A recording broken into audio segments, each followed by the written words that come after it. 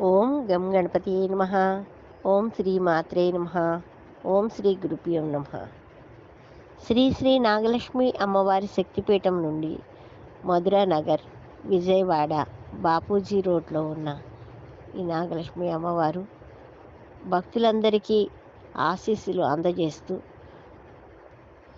కోరల పౌర్ణమి రోజున ఈ చంద్రుడు చూడండి ఎంత ముచ్చటగా ఉన్నాడో. కాంతులతో విరాజిల్లుతున్న ఈ చంద్రుణ్ణి చూసి ఈ మార్గశిర శుక్ల పౌర్ణమి రోజు చంద్రబింబం ఈ విధంగా మీ అందరికీ కాంతులనిస్తుంది. ఈ చంద్రబింబం వెలుగులో మానసిక ఉల్లాసాన్ని, వికాసాన్ని, శారీరక తేజస్సును అందజేస్తాడు ఈ చంద్రుడు. ఈ చంద్రుడు రాకతో కోటి కాంతుల వెలుగులతో ఈ చంద్రబింబం ప్రకాశిస్తుంది. ఓం గం గణపతయ నమః. ఓం శ్రీ అనగా దత్తాత్రేయ నమః. మార్గశిర శుక్ల పౌర్ణమిని దత్త జయంతిగా కొలుచుకుంటారు. ఒకసారి లోక కళ్యాణార్థమైన నారదుడు త్రిమాతలు అయిన సరస్వతి, లక్ష్మి, పార్వతి వద్దకు వచ్చి అనసూయమాత యొక్క పాతివ్రత్యాన్ని గురించి చాలా గొప్పగా వర్ణించి చెప్తాడు. ఆ మాటలు విని వారు అసూయ చెంది ఎలాగైనా సరే ఆమె పాతివ్రత్యాన్ని పరీక్షించాలి అని చెప్పేసి వారి భర్తలైన త్రిమూర్తులను, బ్రహ్మ విష్ణు మహేశ్వరులను అనసూయమాత యొక్క పాతివ్రత్యాన్ని వారు పరీక్షించమని గట్టిగా కోడతారు. భార్యల మాట కాదనలేక ఆ త్రిమూర్తులు సరేనని చెప్పేసి అత్రి మహర్షి ఆశ్రమానికి వస్తారు. ఆ క్షణాన అత్రి మహర్షి తపోభూమికి వెళ్తారు. అనసూయమాత ఇంటి వద్ద ఉంటుంది. ఆమె వచ్చిన అతిథులకు అతిథి మర్యాదలు చేసి భోజనం ఏర్పాటు చేస్తుంది. భోజనం చేసే సమయానికి త్రిమూర్తులు మారువేషంలో ఉన్నవారు మాది ఒక అభ్యంతరం ఉంది, మాకు ఒక నిష్ట ఉంది, మీరు మాకు వ్యవస్థగా అన్నం వడ్డించాలి అని చెప్పి అంటారు. ఆమె పాతివ్రత్య ధర్మానికి అడ్డం అని చెప్పేసి ఆమె ఒక క్షణం ఆలోచిస్తుంది. ఇప్పుడే వస్తాను అని చెప్పి ఆమె పూజా మందిరానికి వెళ్ళి అత్రి మహర్షికి నమస్కరించుకొని వచ్చిన వారికి అతిథి మర్యాదలు లోపం జరగకూడదు, అలానే నా పాతివ్రత్య ధర్మం కూడా చెడకూడదు, నేను వచ్చిన వారిని నా పిల్లలుగా తలుస్తున్నాను అని చెప్పి కోరుకుంటుంది. ఆమె మనోనిశ్చయాన్ని గ్రహించిన ఆ అత్రి మహర్షి ఆమె మనోనిశ్చయం నెరవేరేట్టుగా ఆమెని ఆశీర్వదిస్తాడు. ఆమె వివస్త్ర అయి అన్నం వడ్డించడానికి వచ్చేటప్పటికి ఆ త్రిమూర్తులు పసిపాపల వలె మారిపోయి ఆకలితో ఏడుస్తున్నట్టు ఉండిపోతారు. అనసూయమాతకు బాలింత వలె స్తన్యం వస్తుంది. ఆ ముగ్గురికి స్తన్యం ఇచ్చి ఊయల్లో పొడుగు పడుతుంది. ఆ వచ్చిన వారు త్రిమూర్తులే అని చెప్పేసి వారిని ఎంతో శ్రద్ధగా వారిని ఊయల్లో ఊపుతూ జోలబాడుతూ వారిని నిద్రపుచ్చుతూ ఉంటుంది. ఇదంతా మనోనేత్రంతో చూస్తున్న త్రిమాతలు చాలా బాధపడి వారి భర్తల కోసం వస్తారు. వస్తూనే అనసూయమాత దగ్గర, అమ్మ నీ పాతివ్రత్యాన్ని పరీక్షించమని చెప్పి బుద్ధి తక్కువ అయ్యి మేము ఆ త్రిమూర్తుల్ని ఈ రూపంలో మేము పంపించాము, కానీ నీ పాతివ్రత్యం చాలా గొప్పది, లోకాలని వెళ్ళే త్రిమూర్తుల్ని బిడ్డలుగా మార్చేశావు, దయచేసి మా తప్పుని మన్నించి వారిని మాకు తిరిగి అప్పగించండి అని చెప్పి వారు చాలా వేడుకుంటారు. ఆ చల్లని తల్లి అయిన అనసూయమాత అట్లానే ఆమె వారి మనో అభీష్టానికి తగ్గట్టు త్రిమూర్తులుగా మారిపోతారు. ఇప్పుడు త్రిమూర్తులు, అమ్మ నువ్వు ఏదన్నా కోరుకు అనగా మీరు ఏ రకంగా అయితే బాలురుగా మారారో మీ అంశాలతో మాకు ఒక కొడుకుగా మీరు జన్మించాలి అని కోరుకుంటుంది. వారు ముగ్గురు అంశాలని 3 అంశాలతో పుడతారు.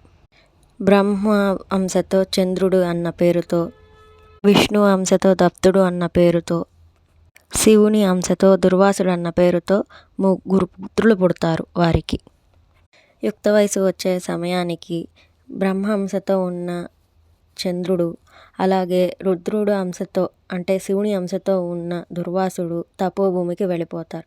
వారి అంశాలని మధ్యలో వాడైన విష్ణు అంశ అయిన దత్తునికి వాళ్ళ అంశల్ని కలిపేసి వాళ్ళు తపోభూమికి వెళ్ళిపోతారు.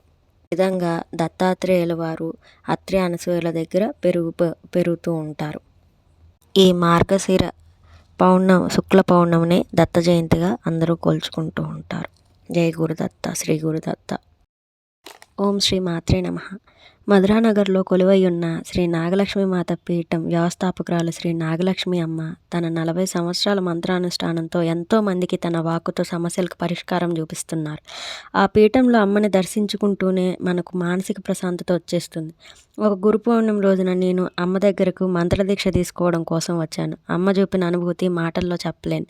ఆమె చేయి మన తల మీద ఉంచితే చాలు ఒక రకమైన మానసిక ప్రశాంతత వచ్చేస్తుంది. అమ్మ పూజ చేసే స్థానంలో మనం కొద్దిసేపు ఉండగలిగితే చాలు ఎంతో పాజిటివ్ ఎనర్జీతో బయటకు వస్తాం. ఇది ముమ్మారు నిజం. నెగిటివ్ ఎనర్జీస్తో బాధపడే వారికి అమ్మ బాగు చేస్తున్నారు. ఇది చాలా గొప్ప సేవ. గణపతే నమః. ఓం శ్రీ అనగా దత్తాత్రేయాయ నమః. దేవతలకు అనగా దత్తాత్రేయ స్వామి వారి యొక్క అనుగ్రహం కలుగుట. ఆ కథని ఈ కింద విధంగా చెప్తున్నాను. దీపకుడు పలికిన గురుదేవా, పూర్వం జంబాసురుడి చేతిలో దేవతలు ఓడిపోగా దత్తాత్రేయ స్వామి ఆ రాక్షసులను ఓడించి ఆ ఇంద్రాది దేవతలను రక్షించినని విన్నాను. మరి ఆయన యుద్ధం చేసినా లేక యోగ బలం చేతనే గెలిచినా నాకు మిక్కిలి కుతూహలంగా ఉన్నది. కావున ఆ విషయాన్ని చెప్పండి. శ్రీగురుడు ఇలా చెప్పాడు. వత్స, పూర్వము ధర్మరాజు ఈ విషయాన్నే శ్రీకృష్ణునే అడిగాడు. ఆ విషయాలను చెప్తాను విను. శ్రీకృష్ణుడు చెప్పాడు. బ్రహ్మపుత్రుడగు అత్రియును మహాతేజశాలియగు ఋషిగలడు. ఆయనకు అనసూయ అని ప్రసిద్ధికెక్కిన మహాత్మురాలు భార్య. వారికి చాలా కాలానికి మహాతపస్వి మహాయోగియగు దత్తుడు అను పుత్రుడు విష్ణు అంశతో జన్మించాను. ఆ దత్తునికి ఈ లోకమున సాటి లేదని ప్రసిద్ధి. ఆయనకు అనగా అను సహధర్మచారిణి అయిన భార్య గలదు. ఆమెకు 8 మంది కొడుకులు. దయగలది, ఉత్తమ బ్రహ్మర్షి గుణాలు గలది. ఆ అనగుడు విష్ణు అంశ అనగా లక్ష్మీదేవి అంశ. ఇట్లా భార్యతో కూడి యోగాభ్యాసం చేయుచున్న దత్తుని దగ్గరకు జంబాసురుని చే పీడింపబడిన దేవతలు వచ్చి శరణు వేడిరి. బ్రహ్మ ఇచ్చిన వరముచే ఆ జంబాసురుడు అమరావతికి పోయి 1000 దివ్య సంవత్సరాల పాటు ముట్టడించెను. ఆ దేవదానవ యుద్ధమున పాతాళము నుండి దైత్య దానవ రాక్షస జాతుల వారు వచ్చి పోరాడిరి. చివరకు ఇంద్రుడు మొదలైన దేవతలు అందరూ ఓడిపోయి ఇళ్ళు వదిలి దిక్కులకు పరుగులు పెట్టిరి. దేవతలు ఇట్లు గతిలేక పరుగులు పెట్టుచుండగా జంబుడు మున్నగు రాక్షసులు వెంటబడి తరుముచుండిరి. రాక్షసులు బాణాలతో గదలతో రోకళ్లతో యుద్ధం చేయుచుండిరి. వారిలో కొందరు ఎద్దులను దున్నపోతులను పులులను కోతులను గాడిదలను ఎక్కి రాళ్ళు విసురుతూ ఫిరంగులు పేల్చుతూ బాణాలు మొదలగు వేయుచు వెంటబడిరి. వారు అట్లా అనగా దంపతులు నివసించుచున్న ఆశ్రమం గల వింధ్య పర్వతమునకు వచ్చిరి. ఆ దేవతలు శరణార్థులై అనగా దంపతుల దగ్గరకు చేరిరి. దేవతలు పలికిరి. దేవదేవ జగన్నాథ శంఖచక్ర గదాధర జంబదైత్యునిచే ఓడిపోయి నిన్ను శరణుజొచ్చిన మమ్ము కాపాడుము. ఓ బ్రహ్మర్షి, నీ భక్తులకు దేవతలకు నీ పాదపద్మాల కన్నా వేరు గతి లేదు కాన నిన్ను ఆశ్రయించిన మమ్ము రక్షించండి. ఆ అనఘ భగవానుడు వారలా దీనాలాపాలను విని అనఘాదేవికి విలాసముగా సంజ్ఞ చేశాను. పిమ్మట ఆ దేవతలందరినీ ఆశ్రమాలకు పంపి మీరు ఇచ్చట నిర్భయంగా ఉండండి అని పలికెను. వారు కూడా అంగీకరించి తృప్తిగా ఉన్నారు.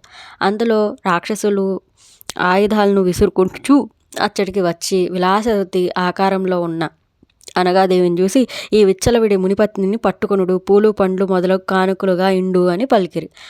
అంతలో వారి ఐశ్వర్యలక్ష్మి వారిని ఎత్తికెక్కెను. దత్తుడు వారిని తన ధ్యానాగ్ని నేత్రముచే చూడగా క్షణంలో వారు కాలిపోయిరి, అనగా సారహీనులైరి. ఇంతలో రాక్షసులు అనగాదేవిని నెత్తిన పెట్టుకుని వెళ్ళసాగారు.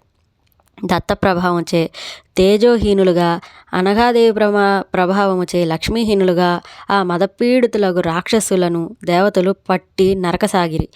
కరణములు, శూలములు, పరిగలు, త్రిశూలాలు మున్నగ ఆయుధాలతో దేవతలిట్లా నరుగుచుండగా రాక్షసులు నిశ్చేష్టులై ఏడుపులు పెడవప్పులు పెట్టసాగించిరి. ఇట్లు ఆ దత్తప్రభావం వల్ల రాక్షసులు దేవతల శస్త్రములచే నశించిరి. జంబాసురుడును ఇంద్రుని చేత మరణించెను. దేవతలు మునిపటి వలె తమ రాజ్యాన్ని పొంది ఇట్లా దేవతలందరినీ వారే దేవర్షియగు ఆ దత్తుని మహిమను అనుభవించిరి.